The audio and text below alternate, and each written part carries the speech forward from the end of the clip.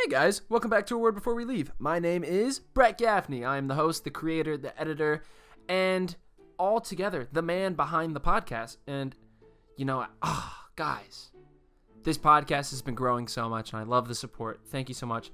And I am proud to announce that Spotify, for Spotify listeners only, we have a donation tab. If you would like to financially support the podcast, that would go such a long ways. I'm not one to ask for money from strangers. I totally understand that. But about $40 to $50 goes into each episode, the creation of each episode, because of the software and because I'm saving up for new microphones. If you've noticed in past episodes, my microphone sounds a little different than our guests. I give my guests a really nice fancy microphone, but then I'm stuck with the one that I'm using right here. And when it comes to recording both at the same time, it can get a little tricky. So I'm saving up to get a common microphone that matches the other one that I record with my guests so I can have uniform and higher quality audio. But to do that, I need to get a bit more financial support and money. So I'm asking simply, if you feel inclined to donate on the Spotify tab. There is a link set up if you're using Spotify. If not, I'm sure I will have better ways to go and approach revenue and advertising for the podcast, maybe Patreon in the future, but for now what I have is a donation tab on Spotify. You can click the link in the bio. Okay, enough of me rattling on about money. Guys, Emily Schukai is a lifelong friend of mine and my special guest. Today we talk about topics such as grief.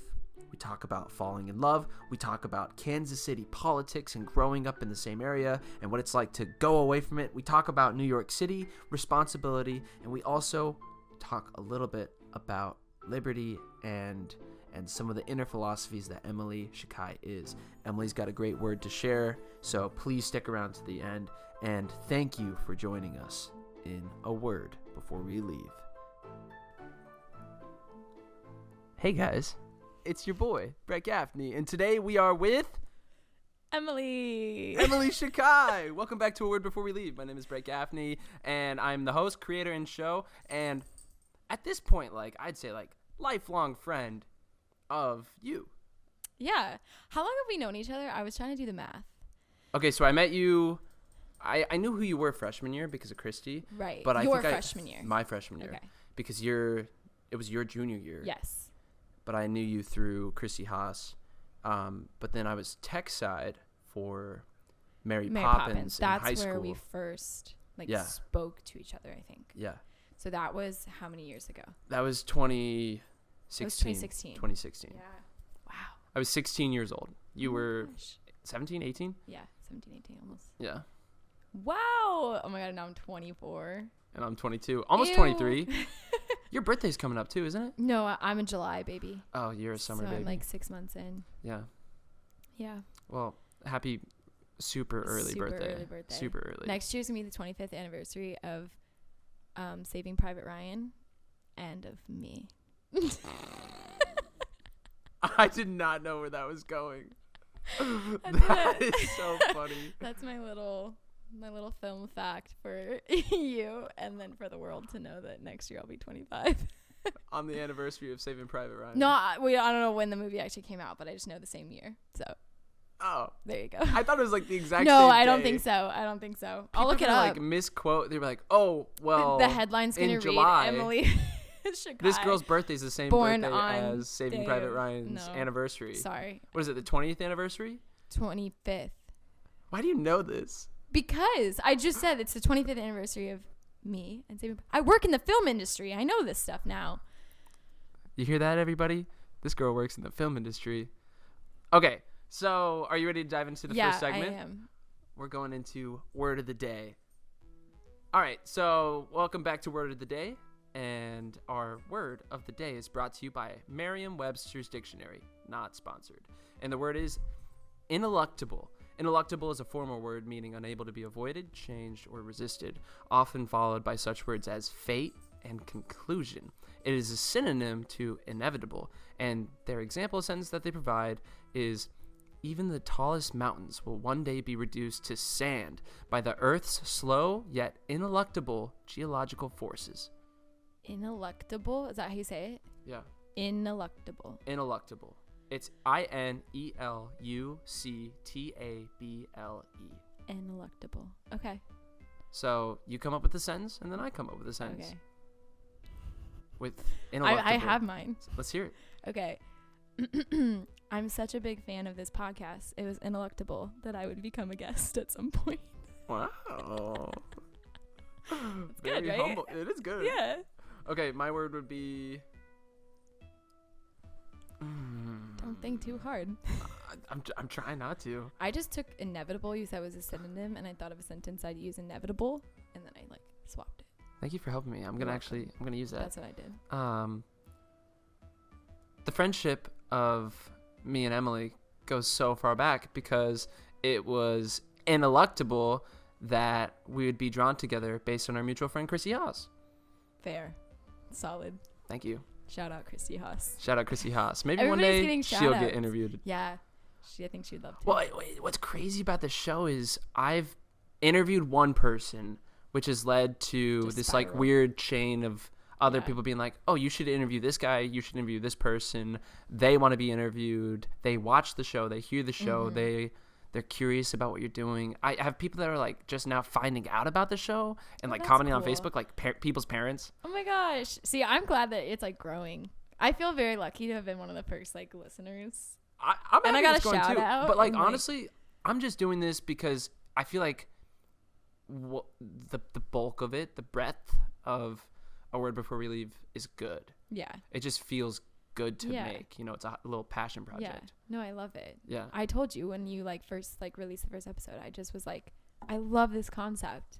It's just I'm such a wordsmith, communicator. So I think it's just really important to have conversations with people. Well, I actually my idea for the podcast came back from high school because I wanted to make a podcast called A Word Before We Leave, but it wasn't You based said on that in high school? Yeah, the title came to me senior year. I was talking with Zed Umar. Yeah. And we were in English class, AP English class, and everyone was talking about what colleges they were going to, and some people weren't going to college. Some people were struggling with the idea of oh, should I take out student loans? Should I do scholarships? Should I stay in state? What major do I do? Yeah. And I was so gripped by these conversations of people's futures. Yeah. With my friends and with what people really like to do. Yeah. And so I was wow, I want to make a podcast that focuses on people and transition phases. Mm-hmm. And then I realized that during college, when I didn't end up making the podcast until end of senior year of college, so 4 years later, then I was this idea has stuck with me for so long. And now I'm making this as my capstone for my minor. Oh, wait, that's so cool. Yeah. Oh and my so gosh. I did the podcast because my minor was in broadcasting. Wait, I love that. Which is why I always thank Rick Alloway because he was my teacher for my podcasting Yeah. class. Yeah. And he was like, That you should checks. keep doing this after Yeah. college. Podcasts are popping off right now. No, for real. I'll send you I think it was IndieWire came out with the top 100 podcasts of 2022. You weren't on the list, but maybe one day. I only have I know. 7 episodes. We'll work on it. Yeah, it's Okay, growing. Once I become your PR rep. Hey. There you go. Are you ready to start Yeah. diving into you? Sure. Let's go for it. So, as you guys know, Emily and I have known each other for a long time. Yeah. So, I think we might start a little deeper than normal. But to start off with, Shocking. Emily, what's one thing that gets you out of bed every day? Okay. So when I first was asked this question or was told to think about the question, I did really think about it. And I was maybe went through an existential moment where I was do I have any hobbies or what do I do? Because I just go to work or if it's a weekend, whatever. Yeah, what's your passions kind of Yeah, thing? You're but like, then- wait, people talk about film. People talk about Yeah. photography. I was people who talk else about- has been on this podcast? What have they talked about? And then I thought about it and I was no, my answer is and I think this encompasses my entire life and it could encompass a lot of people's life, but we're talking about me today. So, is people. It's the people in my life, my friends and family mean the world to me. They mean more to me than anything. And I think it's they're the ones that I could talk about for hours. And they're the ones that keep me excited and keep me going. And even, and then that translates into my day-to-day job is I'm a publicist and I in the film industry and I work with a ton of people and my whole job is people management essentially. And so I think like people to me are just like the most fascinating part of my life. So going back to high school, I want to start like super early on so we can kind of track where this idea, this topic, this impact that people have on you. Yeah. What led you to, it made you realize that people were so important. It made you realize that your passion, your drive in life, your purpose is going to be people based. Yeah. Well, I was a dancer like growing up. Like that was my passion. Like if you had asked me back, if we did this interview 10 years ago, like I would have said dance. Like that's what I wanted to do with my life. And I thought I was going to be up there on the big stage or on the big screen and whatever. That was like my main sport, hobby. Art was dance. But I got injured junior year of high school. What was your injury? I got dropped on stage while performing the Nutcracker. Well, my partner, I was like doing a duet, and the partner, he didn't fully drop me, but like we went into like a lift and he brought me down so wrong, or like basically didn't catch me. So my foot, like my right foot, like folded itself, and like cracked and snapped. Oh no! While I was on, it was like 30 seconds into like doing the dance. I feel like I remember you. Yeah, it was like that ensued like a whole 1.5 year process where I finally got surgery at the end of like after graduating, at the end of senior year. That was initially like my whole. So like, but I do feel like that maybe even could stem like this conversation of people, because like I think a huge part of being a performer, as you know, is like your job is to like entertain and like make people happy and like do something. Like that was when I thought like what I wanted to do with my life is I was like, I'm up there on stage and like doing something that like brings people joy. Like my joy comes from their joy. I don't know, like I think that could maybe even, and like I was with people, like my whole like second family was at Legacy, my former dance studio. Those were mentors to me, and like my best of friends came from that group, was like dance. So I think that really like initiated, I guess, like my love for people. But I think to answer your question of like what maybe was the catalyst for me of really sending me, that was a beautiful word, by catalyst. The way. Yeah, catalyst. I was actually writing that in my journal the other day. I was like, what is the catalyst that led me to this moment? Yeah, it's a great word. A word before we leave, but not the word before we leave. Was the death of my brother.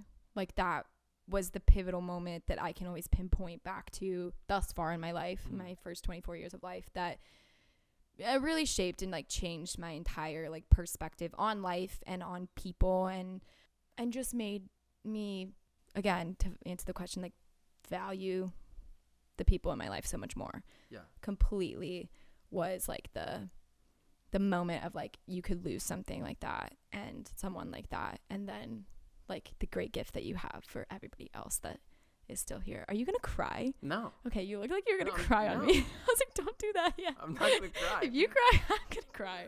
I mean, it depends on how. Yeah, it depends on where this goes. I know. I'm just like, not just like listening. Yeah. But yeah, that was like the big moment for me was him. Do you want to talk about that at all? Sure. You don't have to. No, I will. Yeah, I mean, I feel like it's almost, someone actually asked me this like the other day, and I was like, talking about him like makes him still here. Like it keeps him around. I do.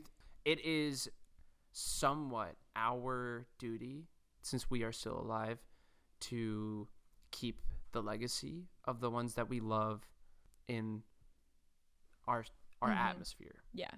Talking about people that are no longer with us is important, because you are still keeping that memory of them alive, which allows for their legacy to continue on. And I'll live more, like that's something that like me and my siblings like discussed, like numbers is like huge for us. Like for us, me and my siblings, like 19 is like the number, because that's the number that he died, or how old he was when he died. And I have it now like tattooed on my elbow, because both my siblings are born on the 19th day, so it's a cute little number that like ties them all together. Yeah, makes sense. But 19 was really pivotal, because I was like, 19 is like, once we all turn 19, and my little brother, he'll be turning 19 this April, and that'll be the last of our siblings. It's like that number, you're like, okay, now I'm like fully like living an age that he never lived, and like how amazing that is. And like just again, the appreciation, the value of like, he didn't get to do it, so I can.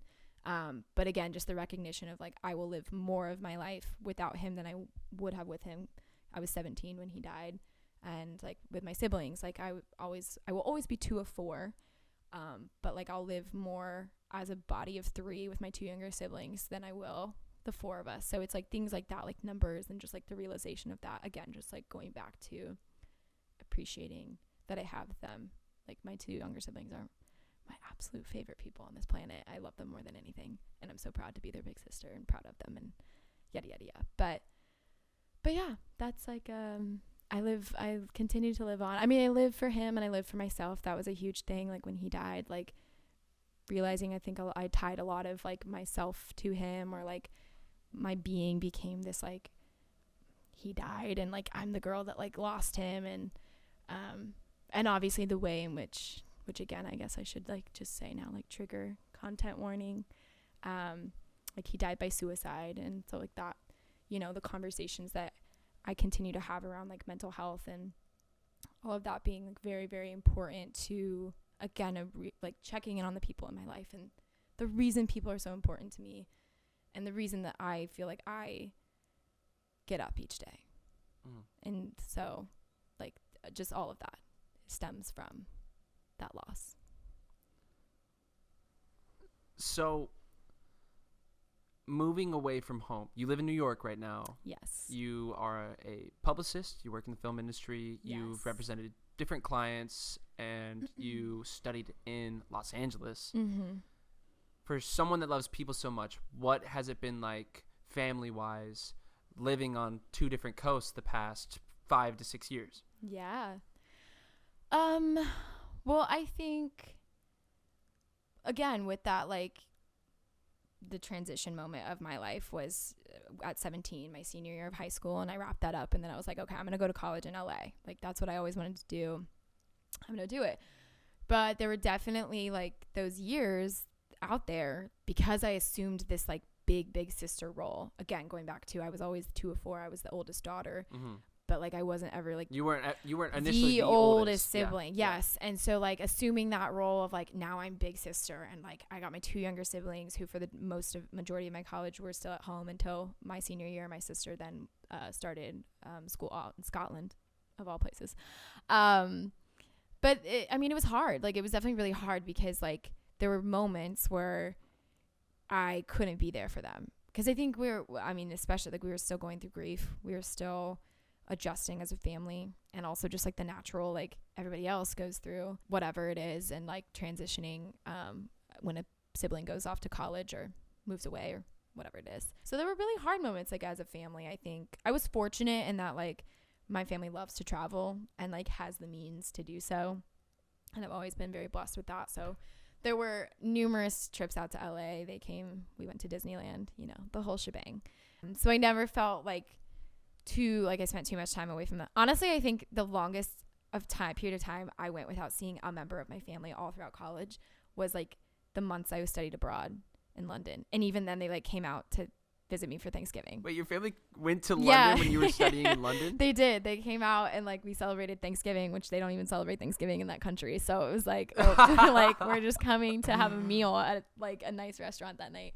But yeah, that was like probably the longest time that I went. Actually, maybe COVID, like when that shut down, like the last part of my senior year. Yeah. And there were like those months before I came back to Kansas City. So that definitely, like that was like a big, being so family focused and focused on my siblings as I am, like college was a hard part. But then I moved home for 2 years after, like I graduated, and obviously that wasn't my initial plan, but I actually came back to Kansas City for 2 years. And that was such another like transitional, like really important part of my relationships. Because COVID happened. Yeah. You had just graduated. Yes. I was like that. You were like, I'm going to go to New York. And then you didn't. And then I didn't. And I came back here to this lovely place that we call home in Overland Park. That was like you and Chrissy going to the Nelson Atkins Art Museum. Yeah. Eating your sandwiches, seeing art, romanticizing life. Yes. Kind of diving into the existential vacuum of the world. Best. Honestly, like I look back now and I'm like, she was funny thinking she was going to go straight from LA to New York, like whatever. And I really needed those 2 years, like a lot. I think you mentioned Christy, like, and like some other relationships and like family, like my parents, like I needed those 2 years at home. My relationships needed it more than I think I realized it. And it gave me that moment to breathe and reevaluate who I was. And I gained so much confidence. I grew so much over those 2 years, like being back home here, where I was like, yeah, I grew up here, but like I didn't go to college here. And I think that's a really, I hate to say it, like a very Kansas thing is like, you're like biting your tongue.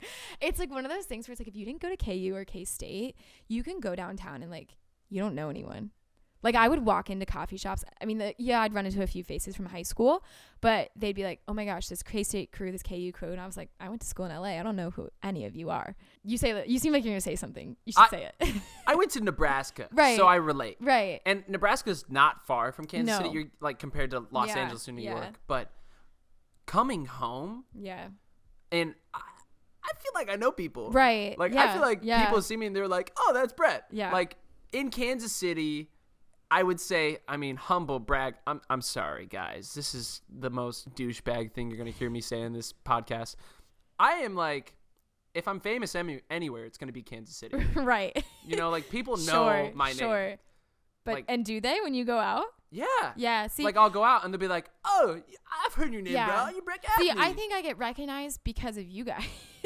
Like with like the summer of 2021, like Nick, Noah, Cyrus, me, Christy, like we'd all go like downtown, you know, whatever, go out. And they were the ones that were like running into people left and right. And again, it was like K-State, KU, like whatever. Yeah. But then there was also like the like every once in a while someone would be like, oh, and you're Emily Schukai. And I'm like, yeah. And like I'm known through you guys. And so it was like one of those things where I was like, but yeah, not going to college here and then coming back home, like I was really like, okay, no one knows me, or like I haven't been here for 4 years. Like I can really like use this as a fresh start in a way. And I just was also letting go of a lot of like what I realized I was doing to myself in LA, where I kind of allowed myself to get sucked into the pressure cooker that is college and is college in LA and is my particular school, LMU, that is a smaller campus. And like I let myself be really comparative to others, and like I don't know, like it just was like, I don't want to say LA is toxic. That's not what I want, but I kind of like, I think I almost like, I look back at it now and I'm like, oh, like I allowed that like kind of a little bit to creep into. So coming back home for 2 years, I was like, I can let go of all of that. I can figure out who Emily is. She can wear what she wants and try the fun fashion trends and or whatever. And like I just lived that comfortably here at home for 2 years. I got into my great little routines here. I was living at home with my parents. I watched my little brother finish his last 2 years of high school, which was like so cool for me to like be at home for, when I originally like wouldn't have been. And I just like let it like reset and recharge, and then always with the goal and always with the knowing that like I'm moving to New York next. Like that was always the plan. It was just like a matter of like when. And so when finally I moved earlier this summer to New York, it was like, I'm going to take everything that I did in Kansas City for 2 years, that confident self that you became, and you're going to take that into New York, and it's just going to be the foundation that like will help you thrive. But Christy was still at KU. I mean, it's only 40 minutes away, but there was still a little bit of my best friends like 40 minutes away. So I'd wait for her to come home on the weekends so we could go cruise the Nelson and like everything else. And again, just like my family and like being here for them and everything. And then Emily just blossomed on her own. And now we're in New York, where we're building new relationships and new foundations. And it's a whole bunch of exciting stuff. I think we're going to talk about New York next. I actually have so many things I want to ask. But It is time for us to do a little segment called Wordplay. I'm so excited. Literally. So I'm not even going to explain. No, I know what I'm doing. If you're a listener and you don't know what Wordplay is, this is your first episode. Welcome to A Word Before We Leave. My name is Brett Gaffney. We're here with the lovely Emily Schukai. And I'm going to give you a quick summary of the game. I'm not explaining the rules. There's old episodes. It's pretty much used in every single episode. Just listen to another episode. If you're this many episodes in and you don't know what this is. Yeah. Also, here comes Toby. Toby's Emily's family dog. Toby. And he might jump on my lap. He might jingle jangle. It's also like, it's Christmas time right now. Yeah. He's just like the festive reindeer. Wait, but can I say one thing? Yeah. I love this game so much that me, Nick, and Christy played it on our own. You saw that video, didn't you? I saw that video, but I didn't know that was what we were doing. Podcast. Your first couple episodes were out, and we were hanging out here in my basement, literally like where we're sitting, and we played this game together.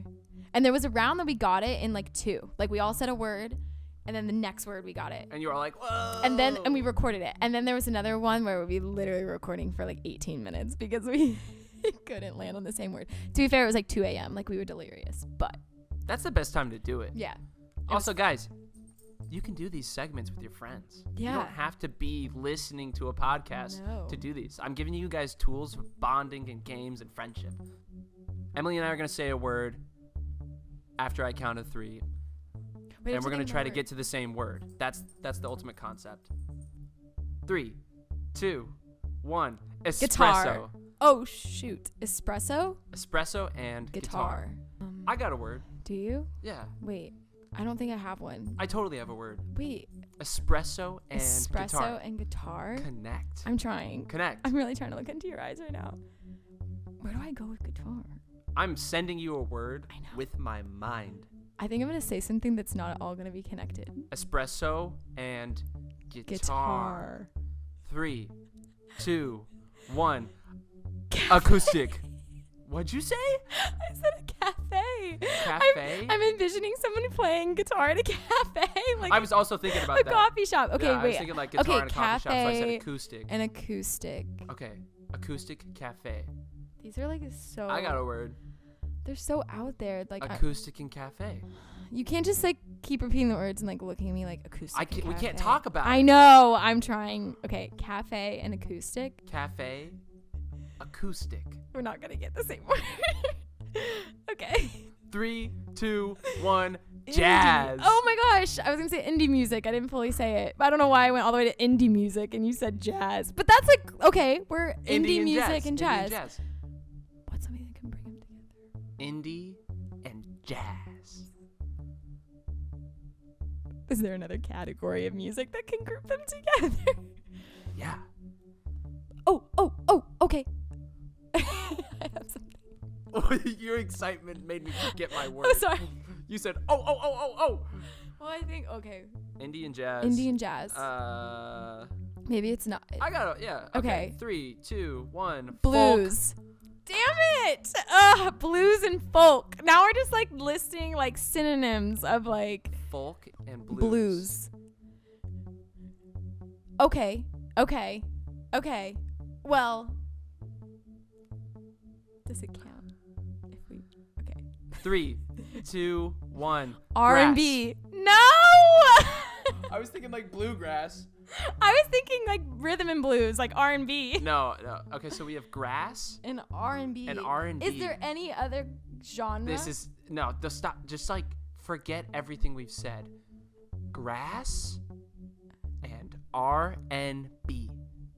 This is so obvious. Is it? Yeah. Are we still working under the music context? No. Forget grass everything. And Just R&B. think the 2 words that we have right now. Grass. R&B. What are you thinking? It's very obvious. Okay. I bet the listeners they're gonna say it. Okay. I don't think we're gonna say it. 3, 2, 1. Lawn. Weed. Wait, a lawn and weed? Yeah. Okay. I got it. Okay. 3, 2, 1. Dandelion. Green. No! I started thinking colors. This is going to take... I thought it was going to be so easy. Okay. Dandelion and green. Okay. 3, 2, 1. Yellow. What? Get off the color. I thought you were going to stick with the green. No. Because I was like, what other colors are on dandelions? Wait, okay, what did I say? You said green. No, I said yellow. Oh, and you said yellow, and I said plant. Plant. A yellow plant. You can't say that. Well, plant and yellow. 3, Yellow 2, 1. Daffodil. No. Wait, why is this so much harder than I thought? Daffodil and sunflower. What else is there? I got it. We're not going to say the same thing. 3, We're 2. just going to be naming. Daffodil and sunflower. Okay. 3, 2, 1. Bouquet. Did you say lily? I said lily. What a beautiful flower. I know. Okay. Bouquet and lily. Wait, didn't we? Wait, can we say a word that you... No. Don't go back. No, but okay, you Don't said say lily and bouquet. So Yeah. don't get any more complex on me, but you, in a natural sentence, just said the word I'm going to say. But Huh? you didn't say it under the context. Just play. Lily and bouquet. Lily and bouquet. Yeah. 3, 2, 1. Flower. Prom. Prom and flower. Okay. 3, 2, 1. Wait, what are they called? I just completely blanked on the thing. Oh, you were about to say corsage. Yeah, the corsage. Well, I said boutonniere, so. How much harder can we make So this? I guess we technically have the thought of corsage and boutonniere. I don't know any other way to describe them. Okay. Boutonniere and corsage. But we can't say words we already said. Yeah, So what are you going to say? I got a word. I don't know if I have one. Okay. 3, 2, 1. Date. Homecoming. Date. Homecoming. Did you already say? I said prom. Damn it. Okay, wait. Date and homecoming. Uh-huh. Date and homecoming. Uh-huh. What other word can we go? This is so long. Oh, date and homecoming. 3. Date. Wait. Date and Think simple. Simplify it. Date, homecoming. Date, homecoming. 3, 2, 1. Dance! Yes! Air high five! Air high fives. We're far away from each other. Oh my gosh, thank God. Oh, wow. That was the longest one so I've ever had. That was 10 long. minutes. No way. Way. I'm so sorry. I'm Don't such apologize. an idiot. That's the fun of the game. I feel like it was like we always had. Yeah, we were in the same area. It was when we were going with like blues and indie. It was like, how many more music groups can we Yeah. name? Are you ready to start answering some more questions? So, Okay. I'm going to quote Van Neistat. I've been consuming way too much YouTube lately. But Van Neistat is Casey Neistat's older brother. Right. I've heard Also of has him. a YouTube channel. Yeah. In my opinion, it's refreshing to watch because he's like Casey before Casey got famous. Okay. In the style of his films. Gotcha. Okay. I'm not familiar. But he quoted this. He said, every person in America specifically was the topic, but he said every person on this planet should live in New York City for 1 year Yeah. or longer, Yeah. no less. Yeah. You live in New York City right now. Yeah. You've been there for about 5-ish months. Almost 6. Almost 6. Yeah, half moved a to year. beginning of June. So yeah, over 6. So 6. you've been wanting to live there Yeah. your entire life, almost as much as I've been wanting to live in Los Angeles my entire life. Yeah. It's flip flop. But What is for you New York City? Oh gosh. Oh, I don't know. Well, okay. To be fair, I initially wanted to live just like you. I desired LA, and that's why I went to college there. LA was like my top. I first visited New York, I think in 4th grade. My parents did this thing where they, at the end of 4th grade, they would take you on a solo trip, just you, mom, and dad, to New York City. So we all got that. And then I continued to go back over the duration of my life a couple times here or there. My older brother that we talked about earlier, he actually went to NYU his first year of college. So we visited him a couple times there. So New York's like a fun, special place that I was like familiar with. I think I wanted to try LA first. Once I got over LA in like my own way, it was like I had this desire where I was like, I think the city just sounds like so fun. And I think it's like Van, you said, is so right. And you can ask people that live in New York, like anyone will say, like, I think on my first date, like Ryan was like, everyone needs to live in New York. I always say like everyone needs to live in New York for like at least 1 year. Like that's just a common thing. They call it the city of broken dreams. They do. But I think there's like, it's just so like now living there, I'm like, it's so exciting to be. I feel like more so than LA. I feel like LA was like, people were like, and this is not to diss on you as you live in LA right now, or any of my friends, love you babes that are out there still. Shout out Lizzie Bromley.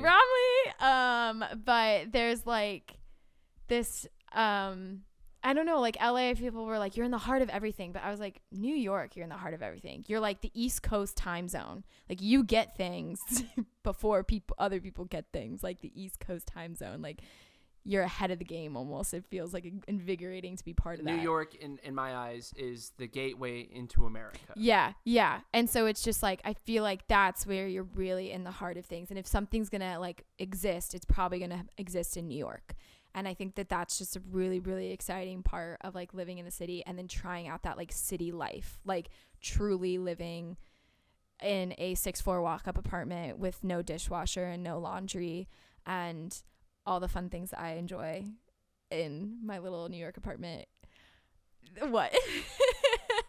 I had no idea what you're living in physically right now. Yeah. I imagined it was something like that. Yeah. But like you speaking it was like, holy shit. Yeah. She's actually It's like my little, I live in Soho, which is no dishwasher? No dishwasher. Laundry machine. No laundry machine. You go to a laundromat? Right across the street, there's a little laundromat. You drop it off. How big is your apartment? If you don't mind me asking. Don't ask me square footage because I'm never worked in that brain. Like, it's like I have 2 roommates, so it's like 3-bedroom. I mean, it's like probably the size of my basement. We're in Emily's family basement right now. Hence the dog sounds and people walking upstairs. But honestly, I haven't really noticed much outside sounds besides maybe our reverberation. But this is Emily's basement. That's a part of the episode. Yeah. We are in her little world. My little world. But yeah, no, this is probably like the size of my apartment. I mean, to be fair, it was funny because I walked into it and it was like what I expected it was going to be. It's not what I hoped it would be. But then I was like, going over to like my friends' apartments and like seeing how small their apartments were. I was like, oh my gosh, my apartment's actually like nice size for New York, and it has really high ceilings, which actually changes the game because it doesn't feel as like compressed in on you, and we're the top floor. But yeah, it's like that's my little world in New York, and I think it's just like I used to say I think I want to move to New York for like 3 months or 6 months. Like I used to say like I just want to live in New York for a period of time, and I do think everybody in their life at one point should live in New York. After I heard that quote, I have been when are you gonna do it, Brett? I'm like, come. I've been saying it now that I live in Los Angeles. My entire life, I was like, I'm gonna live in Los Angeles, and I'm never gonna leave. Yeah. And now I'm in Los Angeles. And do you love it? Yeah. Okay. Yeah. It's. I mean, this isn't about me, but let's just say it's what I need right now. Mm-hmm. That's how I felt about being there for college. Like, I recommend going to LA to the world. Like, go there. I mean, especially being there for college was such great 4 years of my life to enjoy. I love my school. I love it, love it, love it. I talk about my college career and like I think I received such a great education. Obviously, I made the most amazing. Going back to the whole people thing, best of friends. Shout out Lizzie Bromley. And like I love it, and I think it's like it was like what I needed then, and then it got to the point where I was like, I don't need this now, or this is not the next version of me exists not here but in New York. And so that's why I like jumped across the country. Just since we're still kind of on the topic of like New York to Los Angeles, I wanted to bring this quote up from a book that I read this past year. So in Viktor Frankl's Man's Search for Meaning, powerful book if you have read it, he in the second half of the book goes over his form of therapy called logotherapy, which has been adapted into more modern psychoanalysis. But he worked with Freud, and when he was examining the idea of the Statue of Liberty in New York being that gateway for immigrants and for pretty much anybody on the European side coming into America, he said that since it was a gift from France, we as Americans should make a gift to return and also one to put on the opposite coast in either San Francisco or on the coast outside of Santa Monica and Los Angeles, called the Statue of Responsibility, because the Statue of Liberty is challenging us to stay liberated from the United Kingdom, from the pretty much the royal monarchy. Yeah, sure. And the Statue of Responsibility is for us to be responsible as a American society to not only dive deeper on the idea of liberation, but also to be responsible and to take care of the country that we have, so we don't have to divide and separate like we did from parliament, pretty much. Interesting. So if I ever get the chance in my lifetime, I want to find a way to get the Statue of Responsibility started because I thought it was a beautiful idea that That's I read really out of a book. cool. I might have Yeah. butchered some of his Sure, reasoning but behind it, but For this for this podcast, the gist is sounds great. there should be a sister statue Yeah. to the Interesting. Statue of Liberty. Just like tail ends. Yeah. Yeah. I mean, I do think it's really like, I mean, granted, Hawaii is even further west. We can't forget about Hawaii. I totally agree. But but for the purpose of like yeah, the like continental, coast to coast. yeah, the coast to coast thing. It's crazy to me being in New York. It literally takes me about the same time, if not shorter, to get to London from New York than it does to get to LA. Or the flights are about the same. Really? Yeah. That's Like another a 7-hour flight? 8-hour flight? Yeah, 6-7 hours. Like literally that is such a beautiful thing about living on the East Coast is like I could jump over to Europe if I wanted. It's so nice. But I haven't yet done that. Well, this summer I went with my family. Anyway, that's a whole other thing. But did you fly out of New York? You flew out of Kansas City, For what? Europe. To the summer? No, I Yeah. flew out of JFK. Nice. Yeah. So it was like just the convenience being on the East Coast. Okay, are you ready to do another segment? Yes. So Emily and I did talk about what segment she wanted to do for the latter half of the episode because we are hitting that 40-minute mark. So I want to tackle this real quick before we get to the final questions. So welcome back to our second round of words of affirmation. Emily's going to compliment the listener, you, and then I'm going to compliment the listener, which is you. We're going to just keep complimenting you so you feel good. Ooh. Okay, listener. You are just such a magnificent human being. Thank you so much for being on this earth. You are loved. You are welcomed. We want you here. I appreciate everything that you do in your life to make this a better world. I think that you shine so brightly when you're doing what you love. As you continue to look towards your future and the goals for the next year ahead, just know that you are doing exactly what you need to be doing. There are no pressures. There's no one else to listen to but yourself. You remember that one time where you kind of messed up and you felt super embarrassed because there's a lot of people around? No one noticed. And you know what? That mess up actually taught you a little life lesson. And I'm just so proud of you for overcoming that. Everyone that encounters you is so lucky to know you. I'm so lucky to know you. And I hope you have an amazing day. I know for a fact that you have such a positive impact on the people around you, especially when you laugh. I love people's laughs. Me too. It's so good. One more? One more? Mm-hmm. I don't know. You just make me so happy, whoever you are. And I think that pair of pants you're wearing today is very nice. What if they're wearing a skirt? Love it. Rock it. Yeah. Okay, so we're going to get deep now. Okay. I'm ready. Emily Schukai. Yeah. What is one thing you wish you could tell to your brother? Oh, one thing. Just like, I just wish he knew like how loved he is. Because I think that's like the really sad part is like he didn't see that or feel that. And he was so loved and so valued. And he still is. And he still is. He's 100% is. I try to talk about him in the present tense. Sometimes I like catch myself because I'm like, again, going back to that, like your existence is still here, even if you're not on this earth. But yeah, I think that was like the really hard hitting reality was like to know. And that's what makes me like, again, like so sad for others that I'm just like, I want you to know and feel. And if however I can show you how loved you are while you're still here on this earth, I will do that for you. Like I want to do that for you. Because seeing the opposite side of that where it was like losing someone who didn't feel that and know that, but then like me being able to see it, like the people that showed up for him and showed up for me and showed up for my family, if only he knew. And so I wish I want to give that to others the way that he didn't receive it. What is love to you? You're gonna ask this question. I was just saying this to Brett. I like love. There's so many different forms of love, and I think in a new way realizing that for the first time because I'm in a new relationship, and so there's like a romantic love that I've not yet experienced in my life. And so I'm like, okay, you can't just casually throw out like, oh my God, I love him, like the way that I like would for like whatever else. So like, I love you, Brett. And like, I know that kind of love. And I know what that love feels like to love you and like look at you in the eyes and be able to say that. I love Toby. Like, I know the way I feel like loving on my dog. And so I'm like, I know what that feels like and I know how to feel that. But again, in a romantic way, that's new for me. And I'm like rediscovering. I'm like, okay, like what is love? Like really? But I think it's like, it's just showing compassion and it's showing honesty.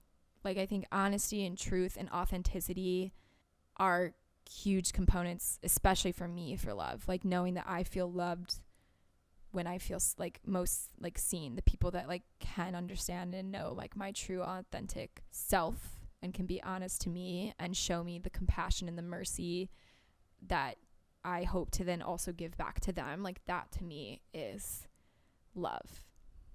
And then the way it can like flourish beyond that, maybe in the romantic sense or in the more like you know, familial sense or with a dog, like whatever that is, you know.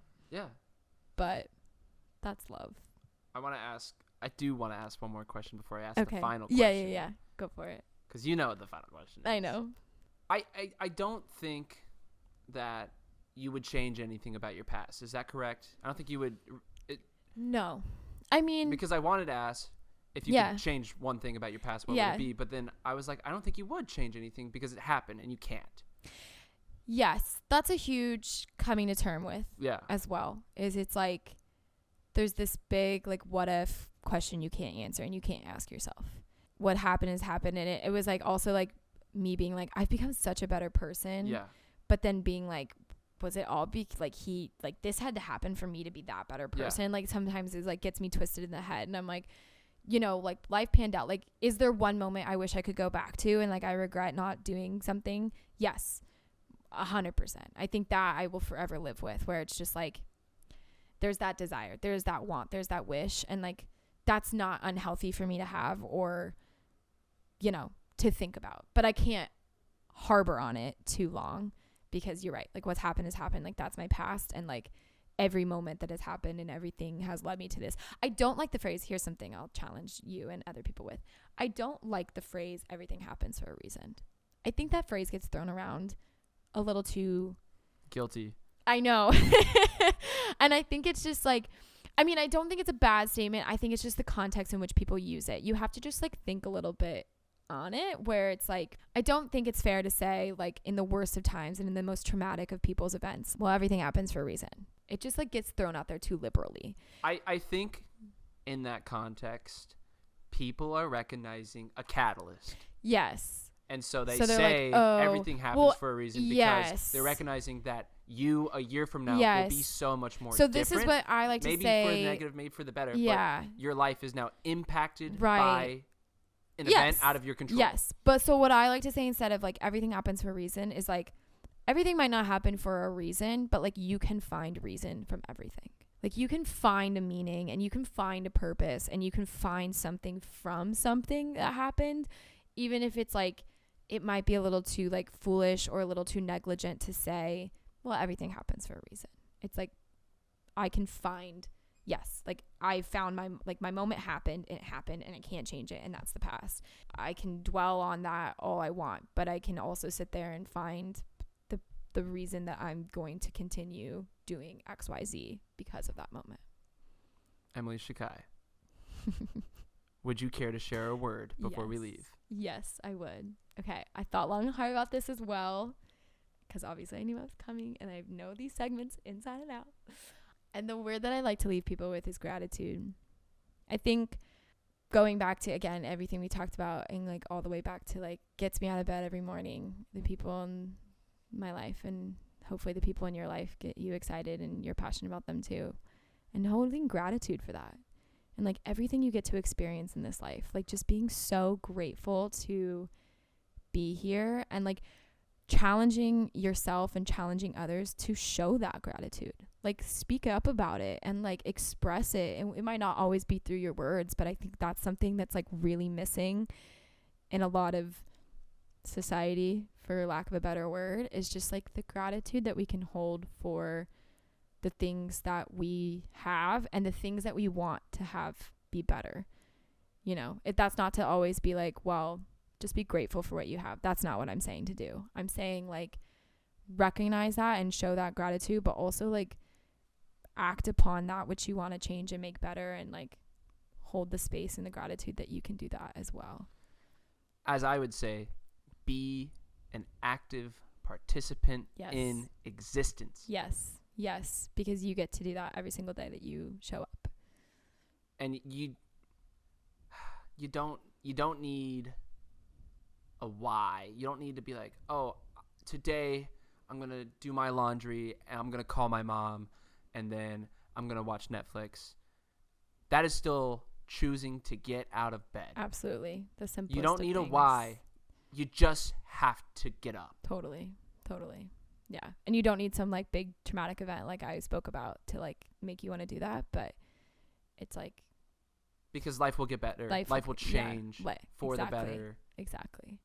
If you even stepping outside and talking to a stranger can change your life. Yeah. Simple moments.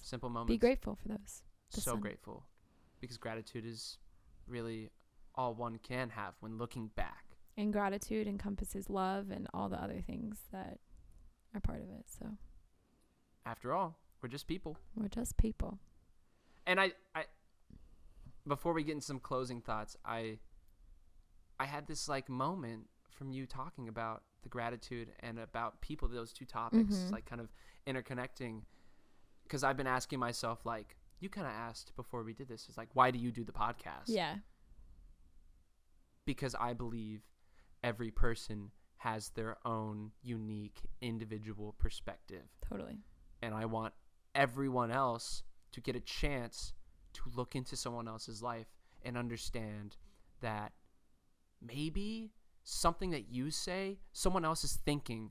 You're just putting words to their thoughts. Yeah. You're making them feel like they're recognized and they're not alone. Yeah. Well, it's stories. Like everybody has stories, and you and I both like get to be part of that. It's like storytelling, like through what you're doing and through what I'm doing, like in our professional lives. It's like we love stories. Everybody has stories, and it's so exciting to get to like know people's stories and talk to them and share them. And it would be crazy to like interview you again in like 10 years, right, and see what you say about this episode and see where you're at then, because I think the growth, the age, early 20s, mid 20s that we're going through is described as the existential phase of life.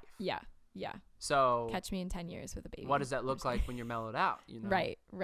Yeah. So let's do it again in 10 years. Let's put it on the books. 10 years from now, the podcast is alive. Everybody might write it down. Emily Schukai will come back. It'll be episode just in case 453. Yeah. That'd be crazy. It was like exactly 453. 53. We're like, what? Yeah. Well, now I have to actually plan 453 to be you. Yeah. Okay. This has been a word before we leave. I'm going to say a few quick thank yous as we wrap up the episode.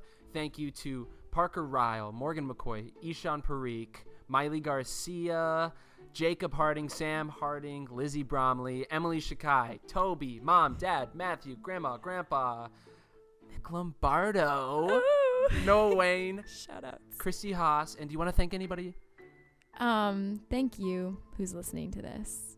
And I'll just say shout out to my family and friends as well. Yeah, of course. Remember, we're doing this for you, the listener. Thank you for joining this conversation. It matters. It's important. And maybe you too can write a thank you card to someone. Ooh. I made that a challenge for myself one year. I think it was like text someone every single day for a month, like one person in your life, just to say hey, or like send them something. Yeah. Do that. Or a thank you card. Yeah. This has been A Word Before We Leave. My name is Brett Gaffney, and I'm with Emily Schukai. And thank you for joining us for episode 8. Thanks for having me. I need a door. Any of these at your disposal. Oh, Toby! He's like, what are you doing? Yeah, just go for it. Yeah, but it's okay. No, do it. Do you think that was loud enough? No, I need like a. Is that gonna be loud enough? Yeah.